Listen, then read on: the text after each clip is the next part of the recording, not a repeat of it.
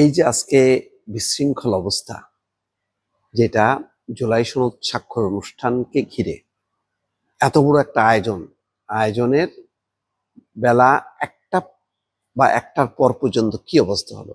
মানে অনুষ্ঠান শুরু বলতে গেলে 1-2 ঘন্টা আগে পর্যন্ত একটা ভয়ঙ্কর পরিস্থিতি, যে পরিস্থিতি সরকারকে রীতিমতো বেকায়দায় ফেলছে।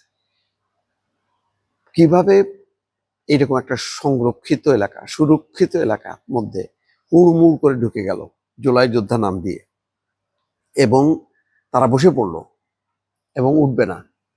সেখানে তারা দাবি করলো যে দাবি মানে তাদের দায় মুক্তি, তারা মানে জুলাই সনদ সংশোধন করা, তাদের স্বীকৃতি দেয়া, প্লাস হচ্ছে দায় মুক্তি দেয়া, সেই 5 নম্বর অধ্যাদেশটা ধারাটা যুক্তও করলো।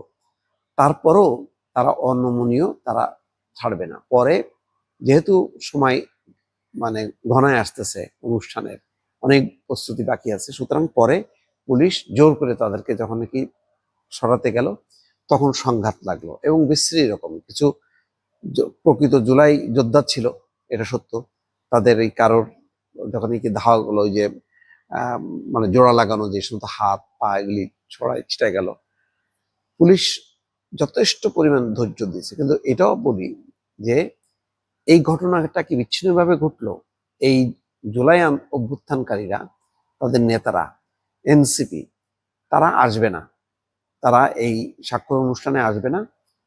সেই কারণে কি পরিস্থিতিটা এরকম তৈরি করা হলো কিনা, যে যেহেতু তারা আসবে না, সুতরাং তাদেরকে দিয়ে একটা বিশৃঙ্খলা তৈরি করা। যদিও আনুষ্ঠানিকভাবে তারা বলছে নেতারা যে না, এটার সাথে তাদের কোনো সম্পর্ক নেই, কিন্তু অটোমেটিক কিন্তু দায় কিন্তু তাদের উপর পড়ে যায়।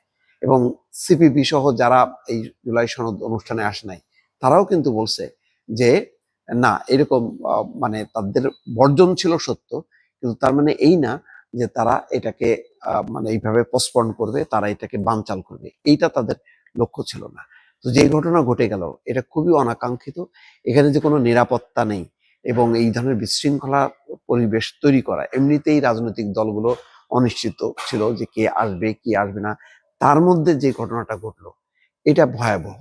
এইরকম পরিবেশ পরিস্থিতি কোনোভাবেই এটা প্রত্যাশিত না। দর্শক।